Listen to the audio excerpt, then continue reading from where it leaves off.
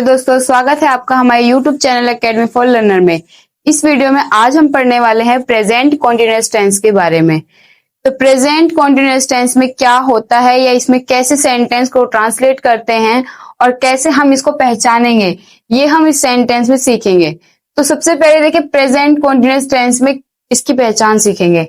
तो इसकी पहचान क्या है? इस टेंस के वाक्य के अंत में यानी कि वाक्यों के अंत में, यानी कि ये जो सेंटेंस है इसके सेंटेंस के लास्ट में क्या आएगा? रहा है, रही है, रहा है, रही हूं, रहे हैं, और रही है, रहा हूं, ऐसे शब्द आते हैं। और इनसे पता चलता है कि कार्य वर्तमान समय में भी जारी है यानी चल रहा है। यानी कि जब कार्य आपका वर्तमान समय में जारी हो तब हम यूज करते हैं प्रेजेंट कॉन्टिन्यूअस टेंस का। जैसे कि मैं खाना खा रहा हूं, तो यानी कि जो खाना खाने का काम कर रहा है वो कैसे चल रहा है भाई? खा रहा है, यानी कि अभी करंट में वो काम चल रहा है। तो जब कार्य आपका वर्तमान समय में जारी रहता है, चलता रहता है, तब हम यूज करते हैं प्रेजेंट कॉन्टिन्यूअस टेंस का। जैसे कि मैं खाना खा रहा हूं, तो आई एम ईटिंग फूड, यानी कि मैं खाना खा रहा हूं। तुम वहां जा रहे हो, यू आर गोइंग देयर। तो इस तरह के सेंटेंसेस जो आपको वर्तमान काल में लगातार जारी रहेंगे तो वो होते हैं प्रेजेंट कॉन्टिन्यूअस टेंस। अब इसके बाद हम सीखने वाले हैं अफर्मेटिव सेंटेंस, यानी कि हम सेंटेंस को ट्रांसलेट कैसे करेंगे इंग्लिश में। तो सबसे पहले आपको ये पता होना चाहिए कि जो प्रेजेंट कॉन्टिन्यूअस टेंस है इसमें जो वर्ब लगेगी वो वर्ब लगेगी आईएनजी फॉर्म वाले, यानी कि वर्ब के फर्स्ट फॉर्म में आईएनजी ऐड कर दो, चाहे वर्ब की आईएनजी वाली फॉर्म, चाहे जिसे हम फोर्थ फॉर्म कहते हैं वो भी। इसके बाद हमारी हेल्पिंग वर्ब लगती है इज, आर, एम, और ये हमारी सब्जेक्ट के अनुसार लगेगी। तो सिंगुलर सब्जेक्ट के साथ किसका प्रयोग करना है? इज का, जैसे ही, शी, इट, इन सब के साथ आपको इसका प्रयोग करना है। आर का प्रयोग प्लूरल के साथ करना है, जैसे यू, वी, इस तरह, दे। ठीक है। एम का प्रयोग, केवल एम का प्रयोग आपको आई के साथ करना है। तो चलिए अब सेंटेंस बनाते हैं। सबसे पहले आपको अफर्मेटिव बनाने के लिए सब्जेक्ट लिखना है, उसके बाद हेल्पिंग वर्ब आएगी सब्जेक्ट के अकॉर्डिंग, इज, आर, एम, फिर वर्ब की फोर्थ फॉर्म या आईएनजी फॉर्म, फिर ऑब्जेक्ट आएगा। अब जैसे कि वीर बाजार जा रहा है, तो कौन जा रहा है बाजार? वीर, यानी कार्य भी चल रहा है। तो सबसे पहले सब्जेक्ट क्या है हमारा? वीर। तो वीर लिखेंगे, वीर के साथ क्या आएगा हमारा? Helping verb is, Veer is, जाने की गो होती है प्लस इसमें आईएनजी ऐड कर दो तो क्या हो जाएगा? गोइंग। फिर कहाँ जा रहा है? कहाँ को? बाजार, गोइंग टू मार्केट। इस तरह बनाना है, यानी कि सबसे पहले सब्जेक्ट, फिर सब्जेक्ट के अनुसार आपको इज, आर, एम यूज करना है, उसके बाद वर्ब में आईएनजी ऐड करनी है, फिर ऑब्जेक्ट आएगा। इसी तरह मैं पत्र लिख रहा हूं, तो मैं क्या कर रहा हूं? पत्र लिख रहा हूं। तो मैं के साथ आई एम, फिर लिखने की क्या होती है? राइट, राइटिंग आ लेटर, मैं एक पत्र लिख रहा हूं। ठीक है। इसके बाद नेहा गाना गा रही है, तो नेहा क्या कर रही है? गीत गा रही है। तो Neha is singing a song. अगर यहाँ पे होता तुम वहां जा रहे हो, तो इसे कैसे बनाएंगे? You are going there. तो यू, वी, दे के साथ आपको आर का प्रयोग करना है, सिंगुलर सब्जेक्ट के साथ इज का और आई के साथ एम का। अब हम सीखेंगे नेगेटिव सेंटेंस। नेगेटिव सेंटेंस किसे कहते हैं? जिसमें नहीं आता है या फिर ना आता है, जैसे कि मैं वहां नहीं जा रहा हूं, मैं यह नहीं कर रहा हूं, यानी कि जिसमें मना करने की बातें होती हैं, नकारात्मक बातें होती हैं, वो होता है नेगेटिव सेंटेंस। इसको बनाने के लिए इसके नियम क्या है? सबसे पहले आपको सब्जेक्ट लिखना है, फिर इज, आर, एम सब्जेक्ट के ही अनुसार लिखना है। इसके बाद आपको नहीं के लिए नॉट लगाना है बस। उसके बाद वर्ब की फर्स्ट फॉर्म में आईएनजी ऐड करना है, ऑब्जेक्ट। यानी कि कहने का मतलब यह है कि नेगेटिव सेंटेंस को बनाने के लिए केवल नॉट की जरूरत होती है, और वो हमेशा इज, आर, एम के बाद ही आएगा, यानी हेल्पिंग वर्ब के बाद आता है। जैसे वह तुम्हें गाली नहीं दे रहा है, तो वह की इंग्लिश क्या होगी? ही के साथ हम यूज करेंगे इज, नहीं की होगी नॉट, और गाली देने की क्या होगी? एब्यूज। एब्यूजिंग किसको नहीं दे रहा है? यू, यानी कि वह तुम्हें गाली नहीं दे रहा है। He is not abusing you. अब वे नदी में स्नान नहीं कर रहे हैं, तो वे यानी बहुत सारे हैं, तो इसलिए क्या आएगा यहाँ पे दे के साथ किसका प्रयोग करेंगे, आर, फिर आएगा नॉट, फिर क्या नहीं कर रहे हैं, स्नान, बाथिंग, स्नान करने की, इन द रिवर, कहाँ नहीं कर रहे हैं, नदी में नहीं कर रहे हैं। ठीक इसी तरह सुमन रो नहीं रही है,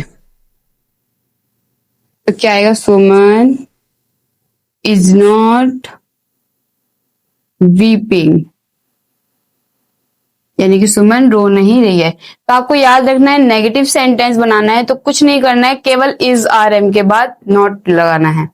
अब उसके बाद आता है हमारा interrogative sentence. Interrogative sentence two types के होते हैं। फर्स्ट होता है yes no type. Yes no type हमेशा आपको याद रखना है कि क्या से शुरू होता है हिंदी में। जैसे क्या तुम बाजार जा रहे हो, क्या तुम विद्यालय जा रहे हो, क्या तुम खा रहे हो, क्या तुम पहन रहे हो। तो यानी कि जो सेंटेंस क्या से स्टार्ट होगा, आपको हमेशा याद है कि जो सेंटेंस यानी कि जो क्वेश्चन हम क्या से करते हैं उसका आंसर आप हाँ और ना में पूरी तरीके से दे सकते हैं, और सामने वाला भी उससे पूरी तरीके से सेटिस्फाई हो जाता है, यानी कि वो उसको पता चल जाता है। जैसे कि क्या हम बाजार जा रहे हैं, अगर जा रहे हैं तो बोलेंगे हाँ, और नहीं जा रहे हैं तो बोलेंगे नहीं। तो यहीं पर ये सेंटेंस का आंसर जो है कंप्लीट हो जाएगा।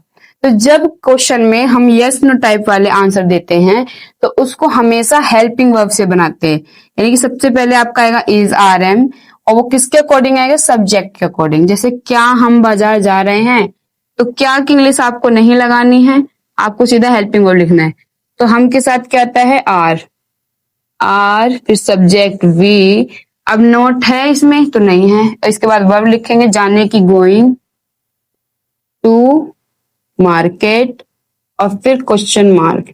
आपको हमेशा याद रखना है इंटेरोगेटिव सेंटेंस में फुल स्टॉप नहीं, क्वेश्चन मार्क लगाना होता है।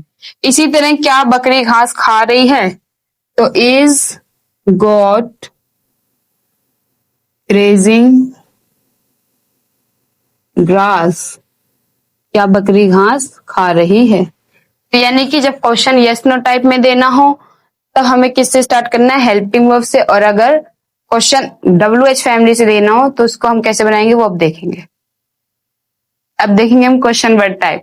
क्वेश्चन वर्ड टाइप सबसे पहले हमें कैसे बनाना है, अब आपको पहले ये समझना है क्वेश्चन वर्ड टाइप होते कैसे हैं, हिंदी में आएंगे कैसे, और इन्हें ट्रांसलेट कैसे करें। तो आपको ये देखना है कि जब हम प्रश्न करते हैं तो जब प्रश्न करेंगे तो प्रश्न शब्द हमेशा वाक्य के बीच में होगा। जैसे कि तुम्हारी बहन कहाँ रह रही है, अब इसमें जो प्रश्न शब्द है वो है कहाँ, और ये सेंटेंस के बिल्कुल बीच में है। तुम्हारी बहन कहाँ रह रही है, तुम क्या कर रहे हो, वह क्यों रो रहा है, मुझे क्यों पीट रहे हो। तो यानी कि जो प्रश्न शब्द होते हैं, क्वेश्चन वर्ड होते हैं, वो सेंटेंस के किस में आते हैं, बीच में आते हैं। ठीक है, इसलिए नहीं कहते क्वेश्चन वर्ड टाइप।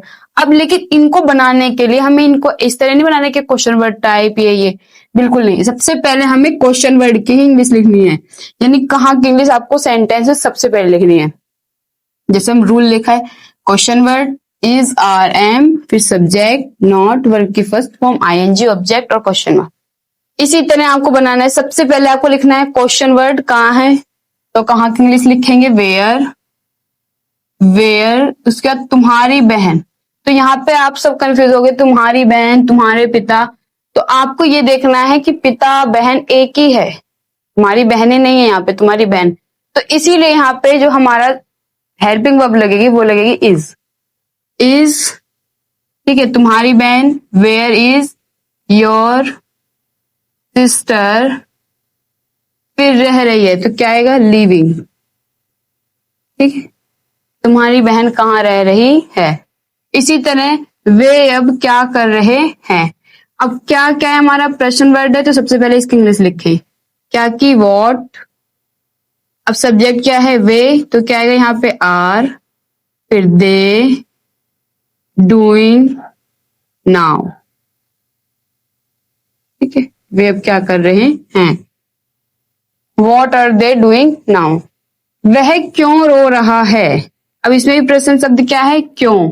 तो सबसे पहले क्यों की इंग्लिश वाई, वह के साथ इज ही वीपिंग, वह क्यों रो रहा है, क्वेश्चन मार्क। तो ये थे क्वेश्चन वर्ड टाइप, यानी कि जब आपके सेंटेंस के बिल्कुल बीचों बीच में प्रश्न शब्द आते हैं तो ये नहीं है कि उनके सेंटेंस के लिए आपको सब्जेक्ट है, सबसे पहले आपको क्वेश्चन वर्ड की ही इंग्लिश लिखनी है, उसके बाद आपको हेल्पिंग वर्ब, फिर आपको सब्जेक्ट, अगर सेंटेंस में नहीं है तो नॉट आएगा, उसके बाद वर्ब, ऑब्जेक्ट। तो ये थी बच्चों आज की हमारी क्लास प्रेजेंट कंटीन्यूअस टेंस के बारे में। अगर आपको हमारी ये वीडियो अच्छी लगी हो तो प्लीज हमारे चैनल को लाइक एंड सब्सक्राइब करें और बेल आइकन प्रेस करना ना भूलें ऐसे ही मोर वीडियोस के लिए। Thanks for watching this video.